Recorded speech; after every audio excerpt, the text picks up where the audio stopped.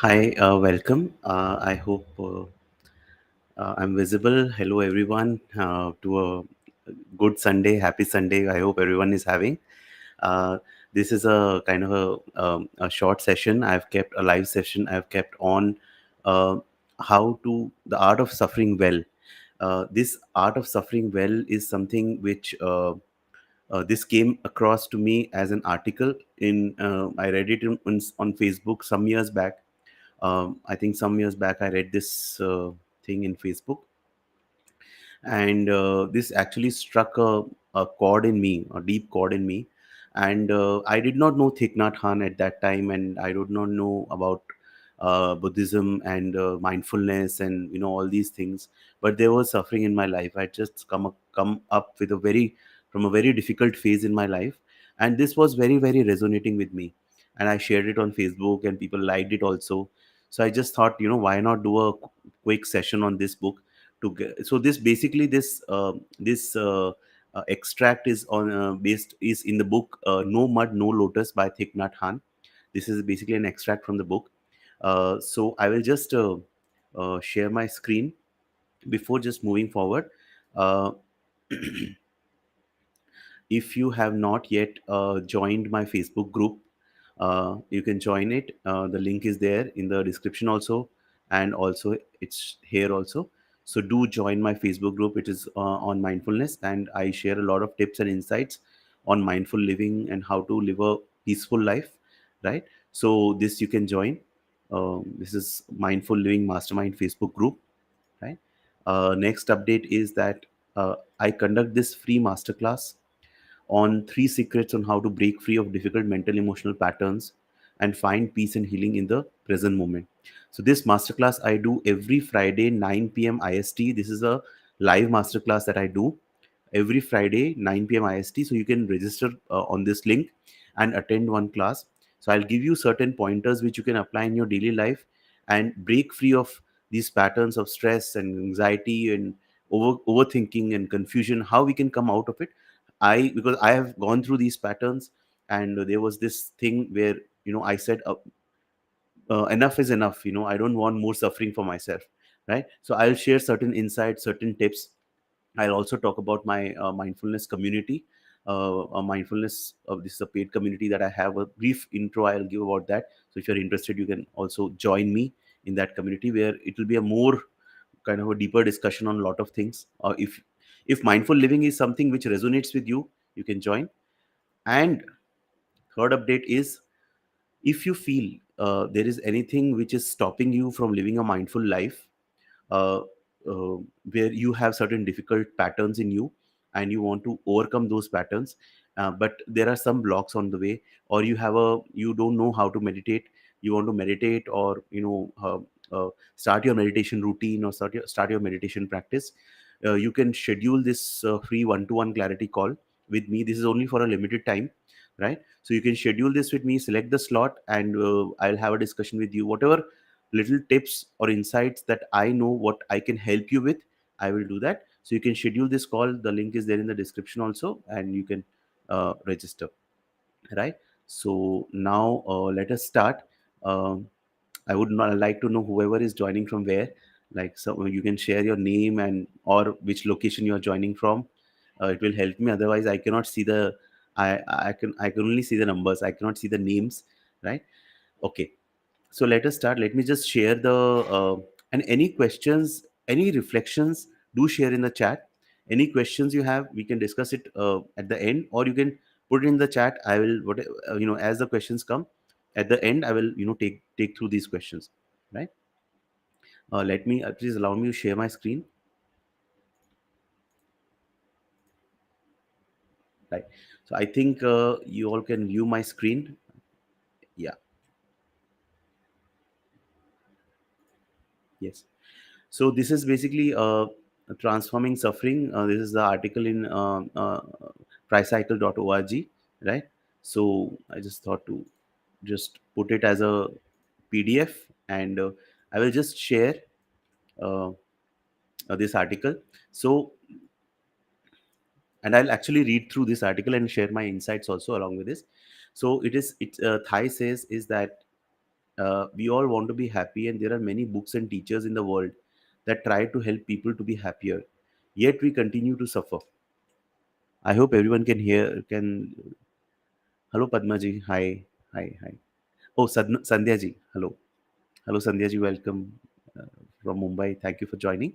So this is the screen. I think you can see my screen, and just a second.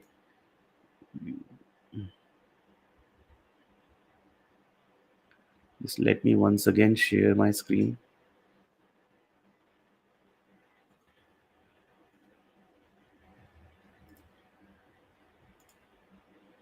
Just hold on. Just hold on for a second.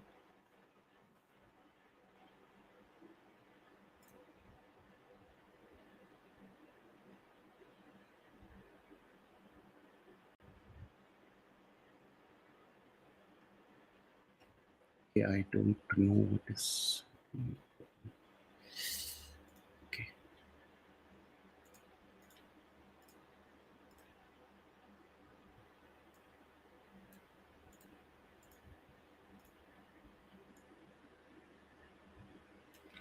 Okay. So I'll start here.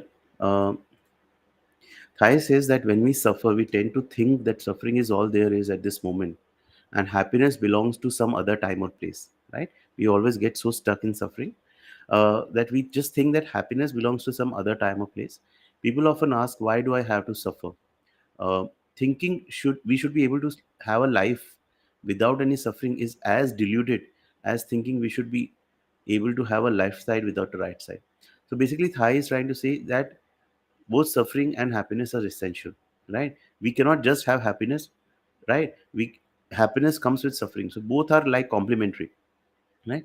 So the same is true of thinking that we have a life in which no happiness whatsoever is to be found. So one deluded thinking is that we should always be happy, and another deluded thinking is that we should, there is no happiness. There is always sadness, and that is why Thai always says is that it is wrong to interpret Buddha's teaching is that life is suffering. When Buddha said life is suffering, he just did not mean that life is only suffering.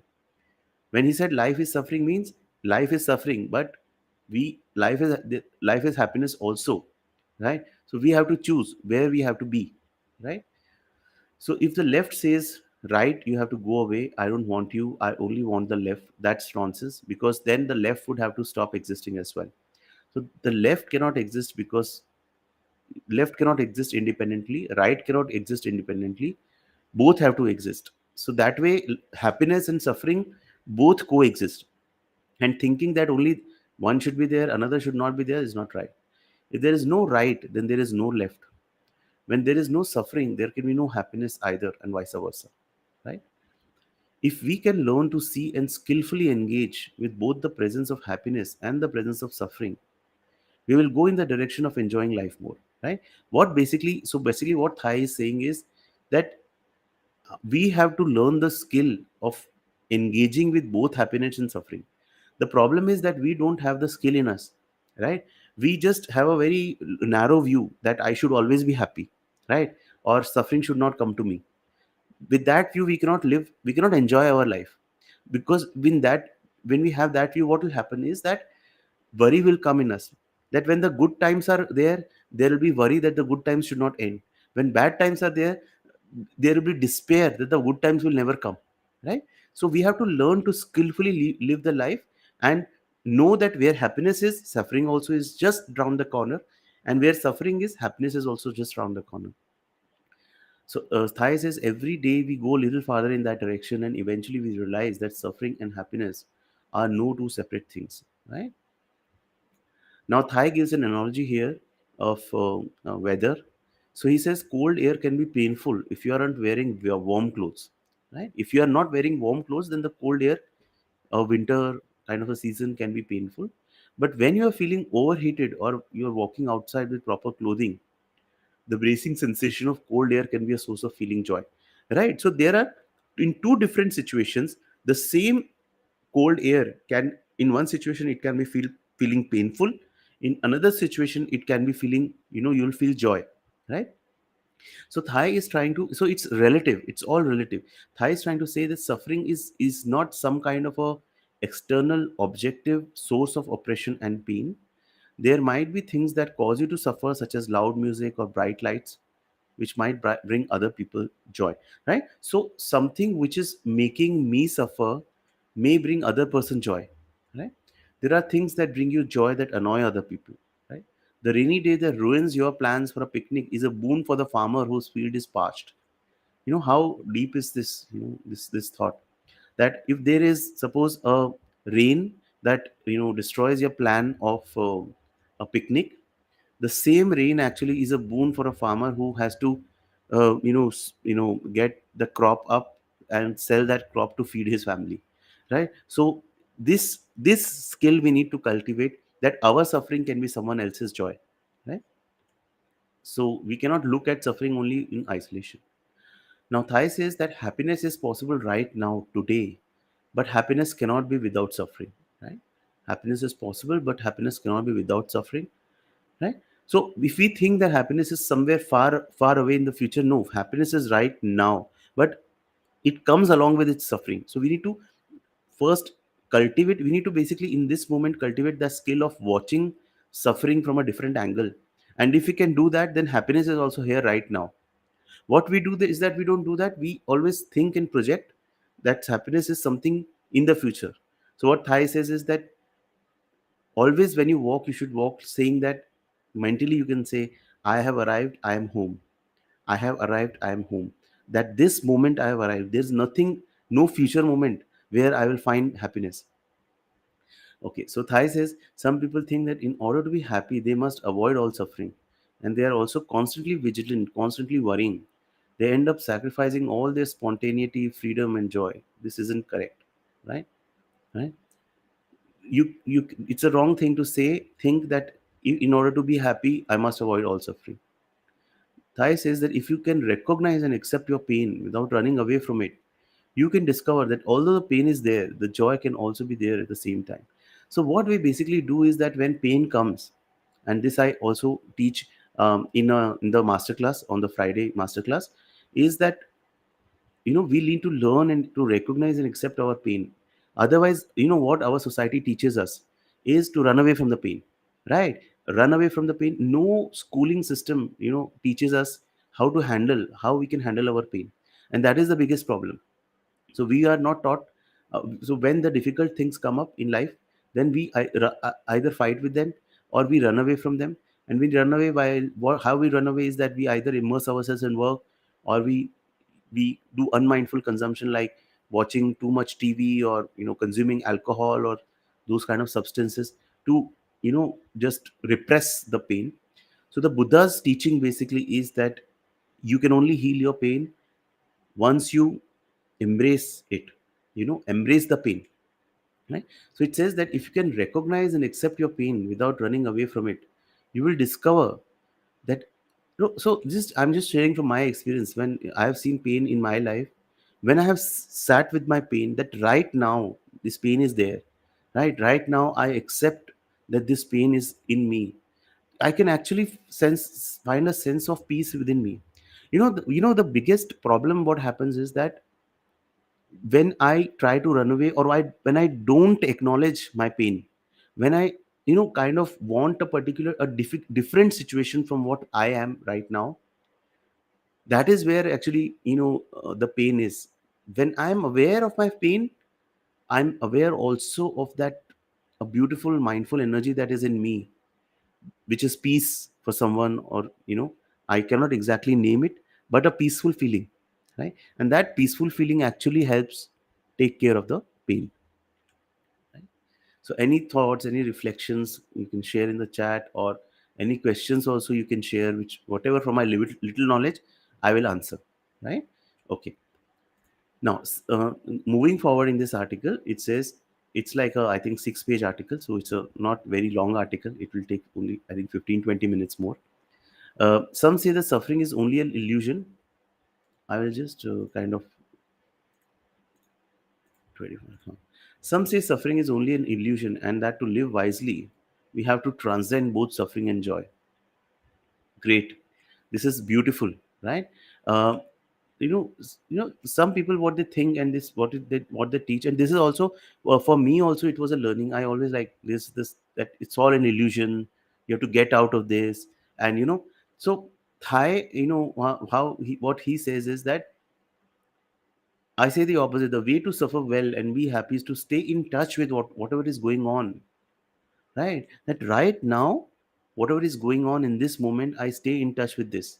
I don't try to run away from it. I don't mentally just think that this is all an illusion, and uh, uh, just getting out of the illusion. No, just being there in this moment, accepting whatever is there, accepting my thoughts, accepting my feelings, accepting all my pain. This is the way. And the more I accept and sit with my pain, the more I'm able to look deeply into my pain and realize where this pain is actually coming from, right? So once you know that this pain is coming from something which is like some event that happened in like past, like few days or few years, or so you'll be able to better process it and adjust, and better you know process it, and get out of it, right? Okay. The way to suffer well and be happy is to stay in touch with whatever is actually going on. In doing so, you'll gain liberating insights. So, insight is vipassana. In Hindi, the word for the Buddha's whole teaching is on getting insights, right? Insights transform us, right? So, our job basically is mindful breathing, mindful walking, mindfulness in all our daily activities. And this mindfulness, what it does, it concentrates us, and with that concentrated mind, we will be able to look deeply into the nature of things. And when we look deeply into the nature of things, we get insight, vipassana, and that vipassana transforms us, right? So that is how it works, right? So this practice is a bit advanced practice. It is not for everyone, so let me be clear on that. But to those who this practice resonates, so I have done a lot of various healing modalities and things, but there is this thing, when I came to it, it was like, you know no looking back from there, right? Okay. No mud, no lotus. Here's Thai says that both suffering and happiness are of an organic nature. That means they're both transitory, always changing, right? So he gives the example of flour and compost, right? The manure, the खाद, जिसको हम हिंदी में we say खाद. The flour, when it wilts, becomes the compost. The compost then helps to grow a flower again, right? So happiness is also organic and impermanent by nature. It can become suffering, and suffering can become happiness again. So it happens like this: happiness becomes suffering, suffering again becomes happiness. So what our job is, not to get too attached with either happiness, not to get too attached with the suffering, and just witness all these cycles of happiness and suffering as they come. Be in this moment, be with your thoughts, with your feelings, and whatever is arising right now, just be with that, right? And in that moment, happiness will also be there and suffering will also be there, and you will be able to enjoy life, because your perspective towards your suffering and happiness has changed. Okay. Thai says that in each of the Plum Village practice centers around the world, we have a lotus pond. We know we need to have mud for lotuses to grow. The mud doesn't smell so good, but the lotus flower smells very good. If you don't have mud, see, this is how beautiful it is. If you don't have mud, the lotus won't manifest. You can't grow lotus flowers on marble, right? You can't grow lotus flowers on marble. So you think that, you think that marbles are very good, but you cannot grow lotus in a marble. You have to grow lotus in a mud, right? And and you can't grow lotus flowers on marble. Without muds there can be, so without mud there can be no lotus. And that is why, such a beautiful title of this book, with no mud no lotus. That means no suffering, no happiness. Then Thai says that if you know how to make good use of the mud, you can grow beautiful lotuses, right? So Thai says it is possible, of course, to get stuck in the mud of life. Hardest thing to practice is not allowing yourself to be overwhelmed by despair, right? This is what we do. When things are really, really bad, we just get lost in that suffering. We think that we will never be able to come out of it. So Thai says when you're overwhelmed by despair, all you can see is suffering everywhere you look. But we must remember that suffering is kind of mud that we need in order to generate joy and happiness. So just think about your life. Just reflect about your life. The phases of suffering that you have undergone in life, they have actually, brought that depth in you, so that the deep that person you are right now today is because of all your sufferings, that you have seen, right? So this is how it works. Suffering is also there for a reason, right? Okay, so we shouldn't discriminate against the mud. We have to learn how to embrace and cradle our own suffering and the suffering of the world with a lot of tenderness, right? Cradle our own suffering and the suffering of the world with a lot of tenderness. Now, Thai gives the example of the Vietnam War. So he says that when I lived, so he has lived in that war. He has been a Vietnamese, and he has survived the war that the Americans did in the Vietnam. So he said, when I lived in Vietnam during the war, it was difficult to see our way through the dark and heavy time. It seemed like the destruction would just go on and on. Every day, people would ask me if I thought the war would end soon. And I so resonate with this. When times are difficult, there is always this question: when will this end? Will this end or not? Right? So Thai says that it was very difficult to answer because there was no end in sight. But I knew if I said I don't know, this will only water their seeds of despair. Right? So, friends, what we say to other people also, what we say to other people also waters their seeds. So that is where the point on being mindful in our speech comes in, right? So we have to be, okay, we cannot sugarcoat everything, but we have to also be mindful of what seeds our words can. So if there's someone is down, how we say, that matters a lot, whether he's uplifted. So at the end of the day, whatever we say, he should go away uplifted, not feeling more despair, right? So how people some people do is that someone comes to them, they, with a small problem, and they even make him worry so more that he's in a much more depression, that than what he had come. So that is not the right way, mindful way of speech. So Thai says that, so when people asked me that question, I replied that everything is impermanent, even war. It will end someday. Again, I repeat, everything is impermanent, even war. It will end someday. And this is the Buddha's one of the core teachings: impermanence. Everything is impermanent. It looks, our wrong view, our wrong perception, it looks that everything is permanent, but it is not, right? So we need to fix the wrong view that is in us, not outside, right? And that is our training in mindfulness, that keep training ourselves to see what are the wrong views I am cultivating. Because, friends, what happens is, because of these wrong views that I have, I make mistakes, and those mistakes generate karma, and that karma I have to continuously take births to get the right understanding, right? And then in one birth you get a right teacher or a right guru or a right guide or the right teaching, so your wrong views start clearing up, and the knowledge or the right view starts dawning in you, and that's the end of the cycle of the birth and death. Otherwise, this is this continuous cycle keep that keeps on repeating, right? Okay, knowing that we continue to work for peace, And indeed, the war did end. Now, the former mortal enemies are busily trading and touring back and forth. And people throughout the world enjoy practicing our traditions' teachings. So, Thai is the one. Thai is the one who taught, who took mindfulness to the West, to America, right, to US, and from US was the actually who actually did the war against Vietnam, and Thai actually brought mindfulness, the knowledge of mindfulness to US. And I see, I see how people in the US and all these places, they embrace mindfulness so much, and this is actually the core teaching of the Buddha. And somehow some frustration, I've attended like retreats in like online retreats in Plum Village tradition in France, and what I've seen is that very very few people from India are there. And I'm always surprised that Buddha got enlightened in India, right? Buddha got this knowledge and he spread this in India, but all the people who are there in those sessions are all from the US and other countries and Europe and everything. And in India we don't value this knowledge.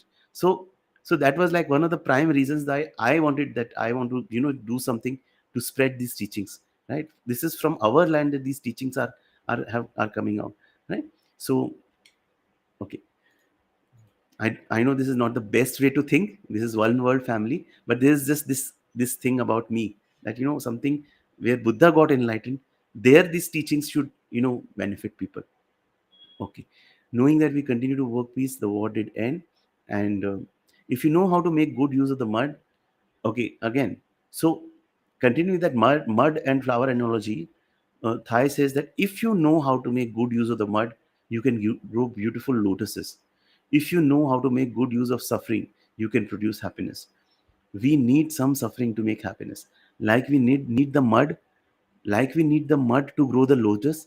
Similar way, we need the suffering to grow the happiness. So the next time that we are in suffering, let us take, let us resolve that we will not drown ourselves with suffering, drown ourselves with despair. We will know, we will have that insight that this suffering is something which is required for our happiness, and this suffering is needed for our happiness. So that suffering also has its place in the scheme of things, right? So that let us resolve, let us have that intention. Okay. Now, a meditation on transforming suffering. So, Thai says the essence of meditation practice can be described as transforming suffering into happiness. It's not a complicated practice, but it requires us to cultivate mindfulness, concentration, and insight. Right.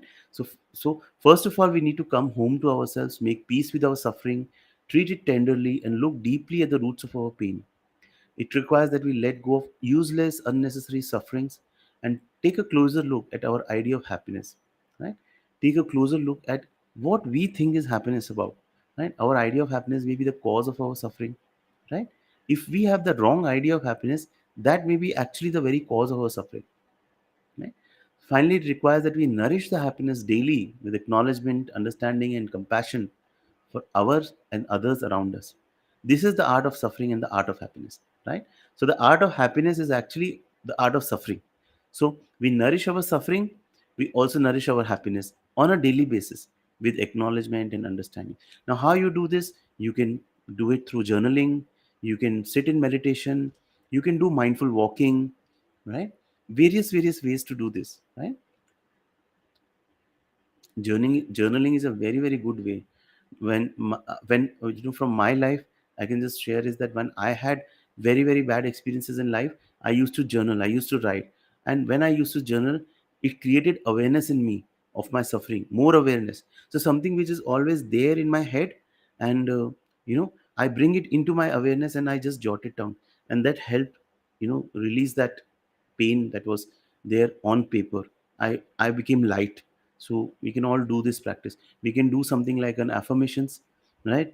Self love affirmations, that I love myself, I take care of myself, I take care of my body, right? So all these affirmations also we can do. They also contribute to generating the happiness in us, right? So in the suffering, ocean of suffering that we are, through these small steps of like doing meditation or journaling or affirmations or some prayer, what we can do is that we can create our own island, our own island of happiness, right? So there is suffering also, and there is happiness also. So they both can coexist. That is what Thai is trying to teach us, right? Now, Thai is saying that according to the Buddha, the human being is made up of five elements: form, which is the body, the feelings, perceptions, mental formations, and consciousness. You are the surveyor, caretaker, and these elements are your territory. You have to know your territory, right? So Thai says that you have to know your territory. The problem is that we are not mindful of our territory, right? We are just in our mind. We are just lost. So our daily practice is that to be more and more mindful of all everything: our body, our thoughts, our feelings, our consciousness, our mental perceptions as they're arising. So suppose you are talking to someone and there is judgment arising in you, just be aware of this judgment, this wrong perception. When you bring it into your awareness, you will be able to heal it, you'll be able to make amends. Otherwise, what will happen is life will keep running like this, right? The whole cycle of suffering will keep. So our own whole purpose here is that we want to, this whole cycle of suffering, now that you've got bored, right? Maybe if you're watching this video, it's like 36 minutes now, right? So that like a sign that you've got bored of this cycle of suffering and you want to come out of it. So we can only come out of it through awareness of all the different things that are going on in us, right? And it's like a moment to moment awareness.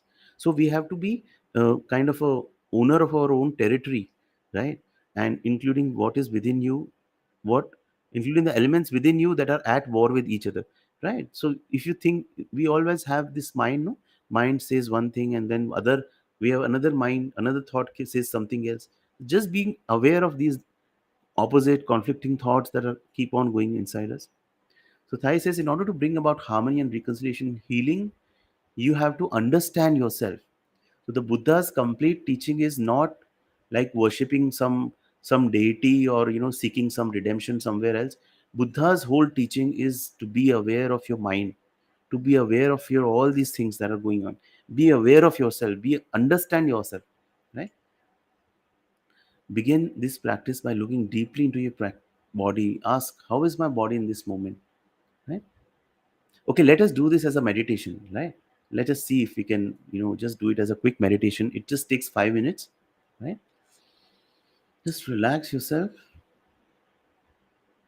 You can close your eyes and just relax. Bring your attention to your breathing. Begin this practice by looking deeply into your body. Ask yourself, how is my body in this moment? How was it in the past? How will it be in the future? Look into your body to see whether it is at peace or is it in suffering. Look at the conditions of your lungs, your heart,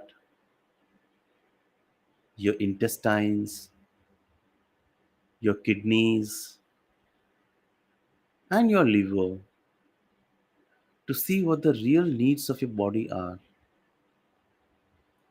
Just spend some time with your body.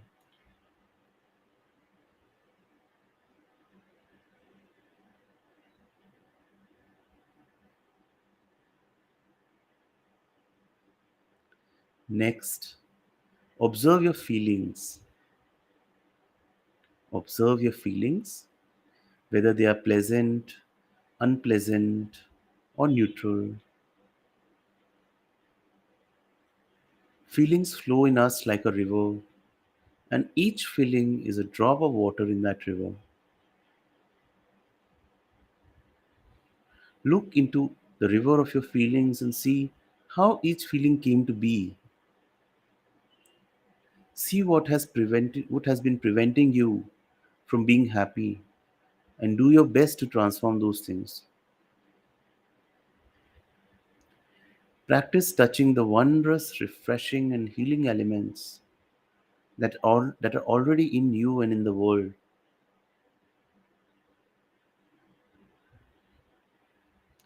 Doing so, you become stronger and better able to love yourself and others.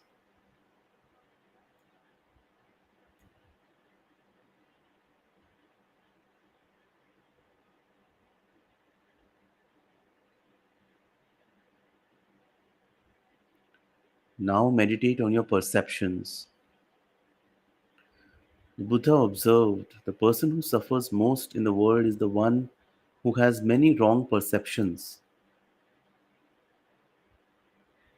Just look into yourself and reflect what kind of perceptions you're entertaining about yourself or about others or about life in general.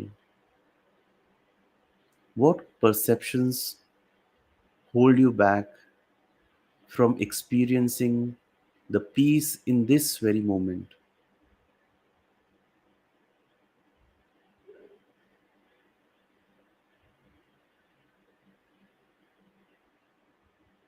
After this meditation, please remember to write beautifully the sentence, "Are you sure?"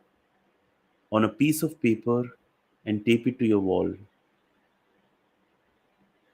This will help you learn to look with clarity and serenity in order to improve the way you perceive the day-to-day things. Keeping your eyes closed. Now observe your mental formations, the ideas and tendencies within you that lead you to speak and act like you do. Practice looking deeply to discover the true nature of your mental formations, how you are influenced by your own individual consciousness and also by the collective consciousness of your family, your ancestors, and society. Unwholesome mental formations like anxiety, stress, depression, sadness, they cause much disturbance, jealousy, anger. Wholesome mental formations bring about love, happiness, and liberation.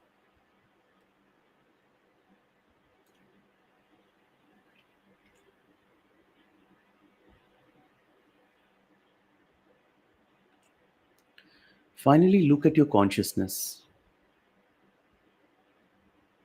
According to Buddhism, consciousness is like a field with every possible seed in it: seeds of love, compassion, joy, and equanimity,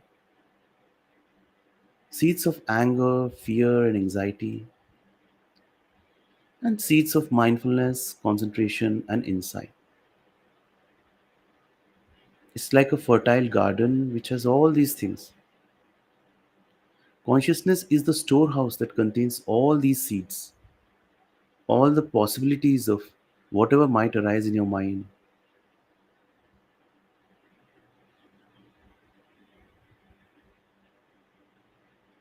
Keeping your eyes closed. When your mind is not at peace, reflect that it may be because of the desires and feelings in your unconscious mind. When the mind is not at peace, it may be because of the desires and feelings in your unconscious mind. To live in peace, you have to bring all these tendencies, all these feelings in your conscious awareness. Become aware of your habit energies that keep pushing you from here and there and here and there so that you can exercise some self control. This is the practice of preventive healthcare. Look deeply into the nature of your feelings to find their roots, where these feelings are coming from, to see which feelings need to be transformed, and nourish those feelings that bring about peace, joy, and well being.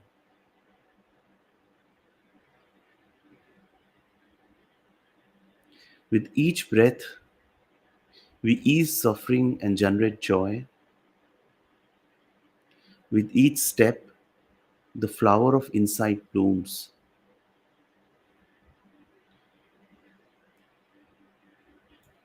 So now we close this meditation. Take a deep breath in and breathe out. Become aware of yourself and your surroundings. And you can open your eyes.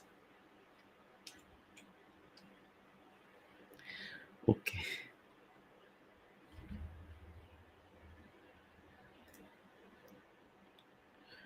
Okay. So this was actually impromptu. I did not plan to do this as a kind of a meditation. Uh, but doing this as a meditation actually can really help. Bringing to surface. See, lot of things. Let me just share. My thoughts on this is that lot of my current problems that I see on surface, they have the roots of that are in my subconscious, the store conscious. So by doing this meditation, what happens is that I calm myself, do mindful breathing, and try to catch the roots. Try to catch the roots. Try to be aware of the roots from which these problems are. What are the roots? Are there roots of anger in me? If these roots are there, where are these roots coming from? So the first step is to become aware of these roots, and then we can transform, right? And basically we don't have to do anything. We just have to be mindful, do the mindful breathing, and these roots, they get transformed. So in my masterclass, those who have attended it, I've already shared it. We don't have to do any separate effort. The more we do our mindful practices, the more the seeds of karma, the roots, they start getting healed. So we don't have to wait for, so the more awareness that we have, we don't have to wait for these things to come up and create a problem and create a havoc in our life and chaos in our life to free themselves. We basically free themselves at the store consciousness level itself, by being more aware and being more mindful or doing such meditations, right? So that is like my insight. I did not actually plan this to do this meditation at the end. Maybe I can do this meditation as a standalone meditation some other time, and we can plan it accordingly.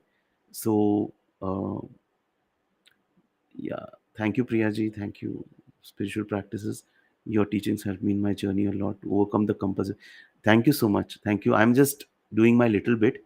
So it's all your effort, what you are doing. So I'm so happy that you are making this effort. Really, really happy to know this. And let's learn and grow together. I'm on my own journey. I'm a student myself. So I'm also, breaking my difficult patterns.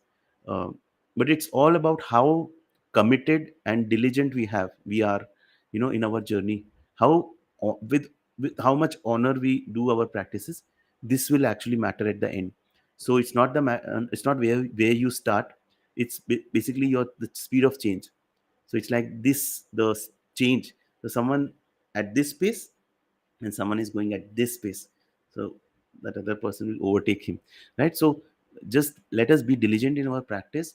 I hope by in this session you got this some clarity on how you can, maybe I hope after this session you got a perspective shift on suffering, that suffering is also actually essential and it's part of the whole scheme of things, right?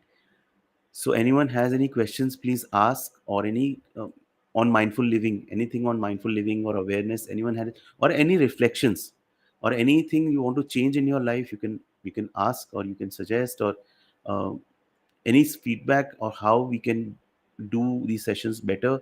That also you can suggest. I don't promise that I will be able to implement everything, because I have my limited capacities there, but I will do my best. And before I end, just 2 3 updates which I've already shared. If you're not part of the mindfulness Facebook group, if you're first of all interested in mindfulness, otherwise no. Only those who are interested. This is my mastermind Facebook group, Mindful Living Mastermind. Do join it. Second is this masterclass that I do every Friday, 9 p.m. IST, live masterclass on 3 secrets on how to break free of difficult mental emotional patterns and find peace and healing in the present moment. So you can register for this masterclass, and I will give you actionable tips and insights which you can apply in your daily life to come out of these patterns. And the last update, if you are wanting to practice mindfulness, mindful living, bring more consciousness and awareness in your life, but you feel stuck or some difficult patterns are there and you want to come out of it, I will you can schedule a short, like a 20-minute one-to-one clarity call with me. There are limited slots, so you can go into that link that is there, and you can just book your slot, and I will try to help you out in the best of my ability. So these were the three updates, and that's it. Thank you so much, Priya. Thank you. Thank you. Sure, sure. Yes, absolutely. I will do my best. Thank you for your encouragement and support. Thank you so much, everyone. Have a good Sunday. Have a good Sunday evening. Thank you so much for being here. And let's catch up next maybe tomorrow. Thank you so much. Bye.